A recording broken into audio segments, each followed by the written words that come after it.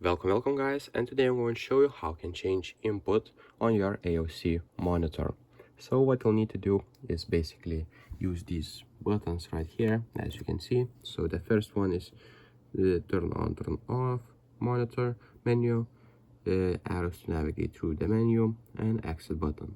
So to change the input, we are going to be using the left arrow. Click on that one. Okay, sorry, not this one.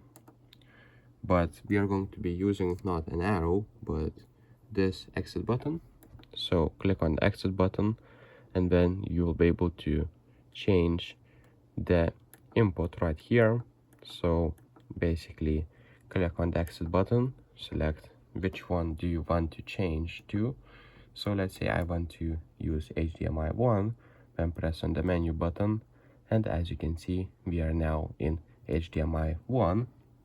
And as you can see, monitor works perfectly fine, just changes to HDMI 1.